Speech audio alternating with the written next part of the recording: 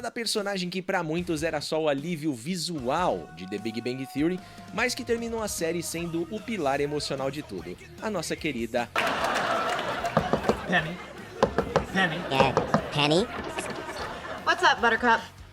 Sabe aquela história de que pra uma mulher ser forte na TV hoje, ela precisa ser perfeita, inabalável e às vezes até um pouco arrogante? A Penny veio provar o contrário, tá? Ela é forte porque erra, porque chora e porque bebe seu vinho. E principalmente por ter uma inteligência que nenhum doutorado em Caltech consegue ensinar. Mas aqui tá um detalhe que muita gente esquece. A Penny não foi uma personagem que já chegou pronta. Ela foi construída temporada a temporada, erro a erro, copo de vinho a copo de vinho, até se tornar a mulher mais completa da série. Hoje eu vou te mostrar essa evolução de forma honesta, com momentos reais da série, os icônicos, os esquecidos e os que geram ainda debate em alguns fóruns até hoje. Fica comigo do começo até o fim desse vídeo, porque eu tenho algumas curiosidades de bastidores que vão te deixar de queixo caído, beleza? Eu gosto muito! Ah, e lembrando que esse vídeo tem muitos spoilers da série. Se você ainda não assistiu essa série... Nunca nem vi. Bem, o que você tá fazendo ainda assistindo esse vídeo aqui? Vai assistir a série, pô! Ó pra esse, velho. Que cabo escroto da desgraça. Mas depois volta aqui.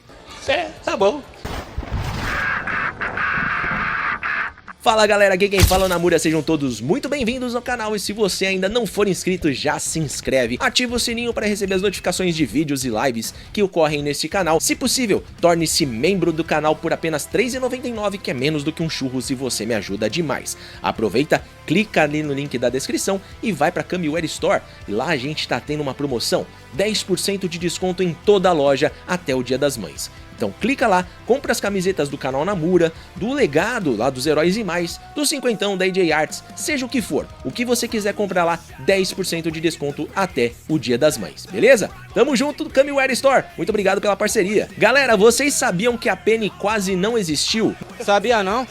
No primeiro episódio, o piloto da série que nunca foi pro ar, a personagem feminina se chamava Kate, interpretada por Amanda Walsh. Ela era descrita como uma mulher endurecida pela vida, pela rua, e o público de teste odiou. A sensação é de que ela era cruel demais com os nerds, que eram vistos como indefesos. O projeto quase morreu ali, tá? Foi quando entraram Chuck Lorre, Bill Prady e a nossa querida Kelly Cuoco, e a personagem foi completamente reescrita e rebatizada como Penny. A proposta mudou, em vez de uma mulher antagonista, uma vizinha que era o oposto total dos caras em termos de mundo, mas que os aceita com uma generosidade genuína. Essa reescrita salvou a série. Agora aqui vem a primeira grande curiosidade do vídeo, tá? Qual é o sobrenome de solteira da Penny? O nome! Diga logo o nome! Nas 12 temporadas, 279 episódios, o sobrenome de solteira dela nunca foi revelado de forma oficial. Nos primeiros episódios, a equipe de adereços precisava colocar um nome em um dos pacotes de entrega lá do apartamento dela, e o chefe de adereços Scott London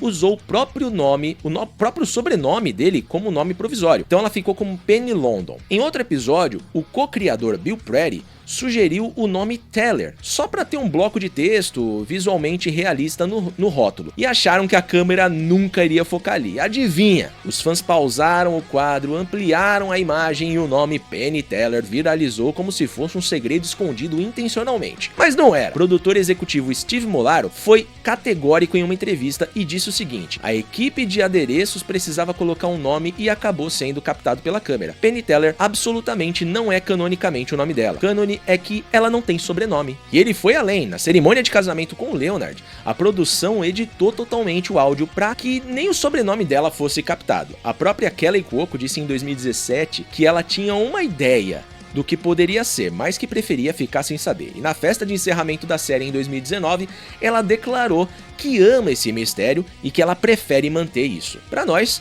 ela é só a Penny Hofstadter, e simples assim. Vamos falar do que eu considero o coração da evolução da Penny, a inteligência emocional dela. No início da série, a Penny era apresentada como uma garota bonita de fora, né? A garota vizinha, a vizinha gostosa. Vizinha nova? Evidente. Um upgrade em relação à antiga vizinha. O travesti de 100 quilos com problema de pele, com certeza. Né? A que não entende física quântica, que não sabe o que é um quasar e que uma vez perguntou sobre a teoria das cordas e recebeu uma resposta de 20 minutos do Sheldon. As partículas fundamentais que vemos em 3 dimensões são, na verdade, cordas embutidas no espaço-tempo multidimensional. Então Interessante. Então é tipo uma corda de violão, só que ao invés de fazer um som, cada vibração é uma partícula diferente. É o que eu penso. Mas enquanto o Sheldon falava, ela tinha lido a sala inteira, calculando a dinâmica do grupo e já tinha formulado o que fazer com cada um deles para conseguir o que precisava. Isso era inteligência, galera. Tem uma cena no episódio A Polarização da Pinhata das Calcinhas, da segunda temporada, que é um dos melhores exemplos disso. O Sheldon bane a Penny do apartamento depois que ela acumula 3 strikes nas regras dele.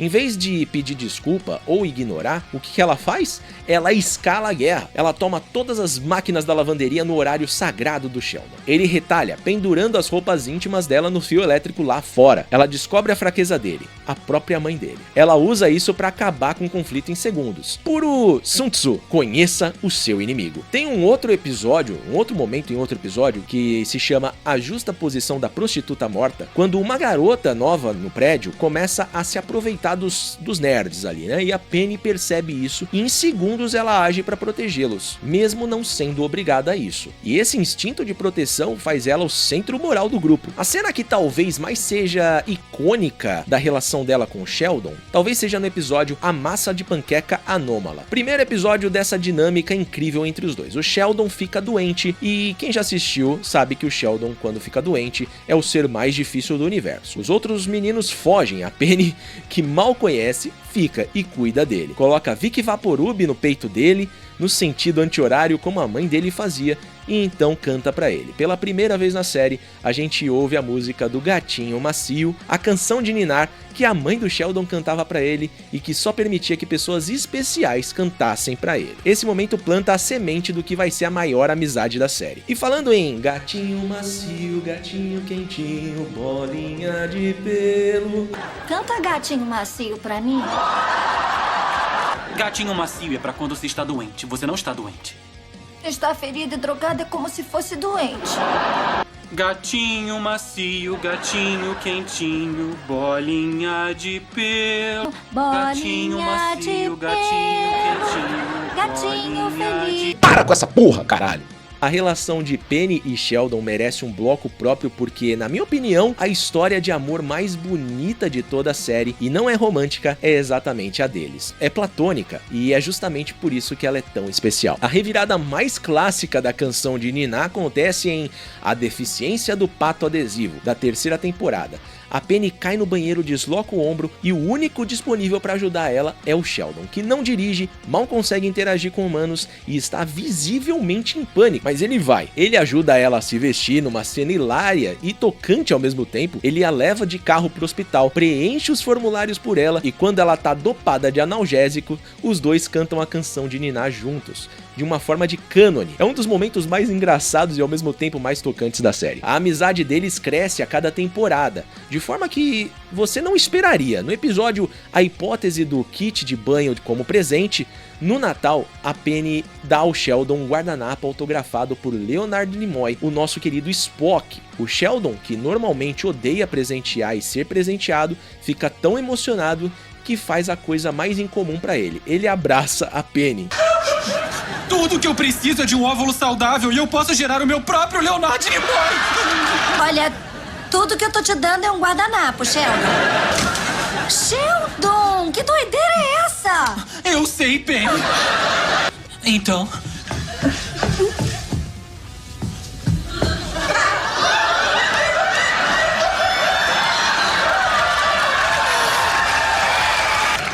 Olha só, o Sheldon tá me abraçando.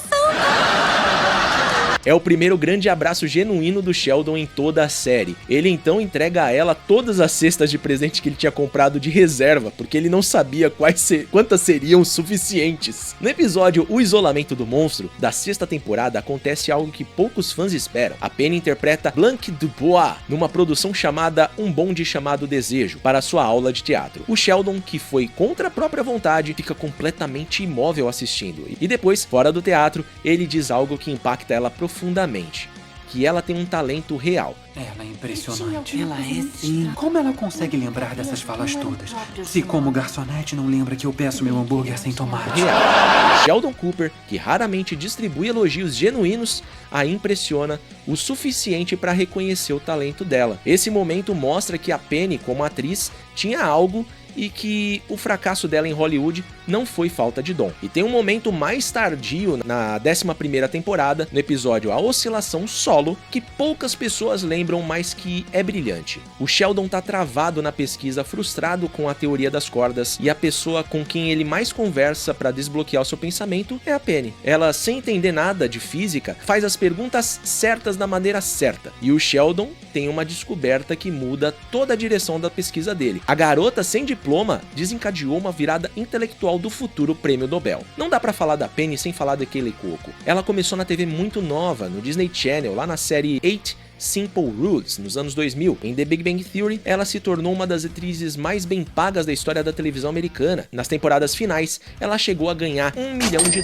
por episódio, junto com Jim Parsons e o Johnny Galecki. Mas o que talvez você não saiba é o quanto ela quase não chegou até lá. Em 13 de setembro de 2010, durante as gravações da 4ª temporada, Kaley sofreu um acidente gravíssimo enquanto praticava hipismo. Ela caiu do cavalo e o animal pisou na perna dela, causando uma fratura séria que a quase levou à amputação. Antes de entrar em cirurgia, ela foi obrigada a assinar um documento que autorizava os médicos a amputar o membro dela se necessário, caso a infecção já tivesse se espalhado demais. Felizmente, não foi preciso. Chuck Lorre, o criador da série, disse que aquele foi um dos períodos mais sombrios e assustadores dos 12 anos da produção. A equipe cancelou 2 episódios e quando a Kaley voltou, ela aparecia geralmente sentada atrás do balcão da fábrica do cheesecake ou filmada só da cintura pra cima, servindo como um atendente de bar ao invés de garçonete. Tudo para esconder o aparelho ortopédico na perna. Ela voltou a trabalhar em menos de 2 semanas, quando os médicos achavam que ela levaria meses para andar. Essa garra toda ela certamente emprestou para Penny. E sobre a vida pessoal, sim, Kaley Cuoco e Johnny Galecki, o Leonard Hofstadter, namoraram na vida real por aproximadamente 2 anos, até dezembro de 2009, ainda durante as gravações. Eles terminaram em bons termos e continuaram trabalhando juntos com profissionalismo absoluto, a ponto de que muita gente da equipe nem sabia do relacionamento deles. Kaley disse posteriormente que eles se tornaram melhores amigos após o término, o que, convenhamos, é maturidade de elite. Um ponto alto da trajetória da Penny é quando chegam Bernadette e a própria Amy Farrah Fowler. Antes delas, a Penny era basicamente um dos meninos, a única mulher do grupo que criava uma dinâmica interessante, mas limitada. Com as outras meninas, a série mostrou um lado da Penny que a gente mal conhecia, a vulnerabilidade. Ela não sentia inveja da Bernadette e da Amy por serem cientistas, doutoras ou com carreiras estabelecidas. Ela reconhecia o talento delas e, ao mesmo tempo, elas reconheciam o talento dela de navegar no mundo social, em se comunicar, em criar conexões humanas. Penny virou mentora de estilo e de vida, e elas viraram seu grupo de apoio real. Vamos falar da evolução profissional da Penny, porque aqui a gente tem muita coisa que a galera analisa errado. No início da série, a Penny tá em Los Angeles para ser atriz. Esse sonho não é bobagem. Ela é carismática, bonita, tem presença de palco e, como provado em O Isolamento do Monstro, ela tem um talento real. O problema não é a falta de capacidade, é a indústria de Hollywood que é impiedosa, aleatória e frequentemente não recompensa o talento com a mesma generosidade que recompensa os contatos certos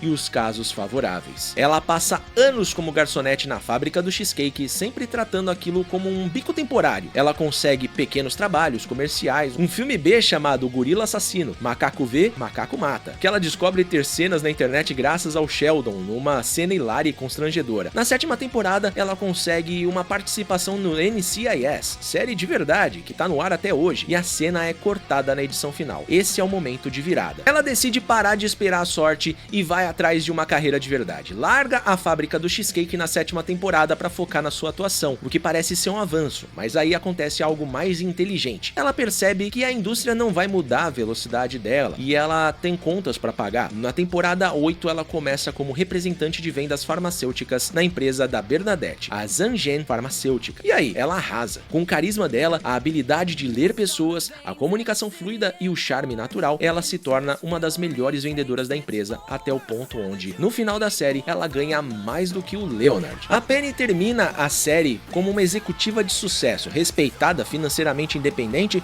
sem precisar da aprovação de ninguém. Mas, e esse é o mais importante, ela nunca escondeu o quanto o caminho foi difícil. Num episódio da 9ª temporada, ela admite que odeia o trabalho na área farmacêutica, que fez aquilo porque tem dívidas e não quer voltar a servir mesas. Essa honestidade é o que torna a Penny tão real. Ela não tem uma fala motivacional toda semana. Ela vai em frente mesmo quando não está motivada. E isso é mais maduro do que qualquer discurso inspiracional. No começo da 9ª temporada, Leonard e Penny se casam, mas não sem drama, tá? Eles revelam um pro outro que estavam inconscientemente tentando sabotar o relacionamento. Cada um se sentindo indigno do outro, quando colocam isso na mesa, decidem parar de ter medo e abraçar a felicidade juntos. É uma das cenas mais honestas sobre relacionamento de longo prazo que a série já produziu. Sobre o casamento em si, a série foi tão obsessiva em proteger o mistério do sobrenome da Penny que, até na cerimônia, o áudio foi editado para que a gente não conseguisse ouvir o sobrenome dela. E aí vem o episódio final da série, que até hoje divide opiniões. No episódio final, a Penny descobre que está grávida. O problema? Durante anos, ela tinha dito explicitamente que não queria filhos. Isso não foi um buraco de roteiro esquecido pelos roteiristas. Foi uma escolha deliberada. A série quis mostrar que as pessoas mudam, que aquilo que você tem certeza absoluta aos 27 anos pode não ser mais verdade aos 34, que a vida vai se moldando aos seus desejos mesmo quando você acha que já decidiu tudo. Muitos fãs criticam com razão o pouco espaço que foi dado para essa mudança de coração da Penny. Ela decidiu não ter filhos, ela e o Leonard passaram por discussões sérias sobre isso, e a reviravolta na reta final pareceu para parte do público abrupta demais. É uma crítica válida. A série poderia ter dado mais espaço para essa transição emocional, mas a ideia por trás da cena tem fundamento. Antes da gente fechar, deixa eu falar de um detalhe que é pura poesia de roteiro e que muita gente passou batido, tá? Quem assistiu a série sabe que o elevador do prédio estava quebrado desde antes do início da história e funcionava como uma metáfora constante para as coisas que o grupo deixava para depois, por exemplo. As conversas difíceis, as mudanças adiadas, era também um ponto de humor recorrente. No antepenúltimo episódio da série, quando o Sheldon está estressado com todas as mudanças na vida dele, ele tá no corredor reclamando com o Leonard, as portas do elevador se abrem e o elevador está finalmente consertado. E quem tá lá dentro sorrindo? A Penny. A Kelly Cuoco disse sobre essa cena: o fato de eu ter esse momento, eu vou guardar isso pro resto da minha vida. Ela disse isso. É uma cena de menos de 30 segundos, não tem diálogo, mas diz muito sobre a Penny. Ela é a mudança boa que entrou na vida deles. Ela é o que funciona quando tudo parecia quebrado. Então o que a gente aprende com a Penny depois de 12 temporadas? Primeiro, inteligência tem muitas formas. A Penny não tem PhD, mas ela leu o Sheldon Cooper melhor do que qualquer outro personagem da série. Ela o fez crescer, ela ajudou a ter o estalo que levou o Nobel. Adaptabilidade, empatia e leitura social são habilidades tão complexas quanto derivadas parciais. Só que a academia não dá diploma pra isso. Segundo, o fracasso não é o fim. Ela tentou ser atriz, não deu, mas ela não se destruiu por isso, ela não ficou amargurada, não passou a série inteira se culpando ou culpando o mundo. Ela se redirecionou, usou o que tinha, carisma, comunicação e presença em outro contexto, e ela foi longe. Terceiro, relacionamentos saudáveis são construídos e não encontrados. O amor dela pelo Leonard não foi um raio, foi uma escolha renovada toda vez em que eles discutiam sobre o futuro, sobre filhos, sobre sobrenomes, sobre quem ganha mais. E eles eram, no final das contas, dois adultos imperfeitos que escolheram um ao outro todos os dias. A Penny não foi lacradora porque não precisava provar nada pra ninguém através dos discursos. Ela provou através de ações, da presença, de consistência ao longo de 12 anos e 279 episódios. Ela foi humana, ela foi real e por isso ela ficou. E você? O que você acha da Penny? Você acha que ela foi realmente a maior evolução de personagem da série? Qual cena dela ficou marcada pra você? Coloca aqui nos comentários, eu vou ler todos. É mesmo? Deixa o like também se você tomaria um vinho com ela às 22 horas numa terça-feira e comenta aí, qual personagem você quer que eu analise agora? Pode ser a Bernadette, pode ser a Amy, pode ser o próprio Sheldon. E não esquece, se inscreve no canal se não for inscrito, ativa o sininho para receber as notificações, curte, comenta e compartilha esse vídeo para ajudar o canal a crescer, torne-se membro R$ 3,99 por mês e você ajuda demais. Eu vou ficando por aqui, um beijo, um abraço, um aperto de mão e até o próximo vídeo. Tchau, tchau.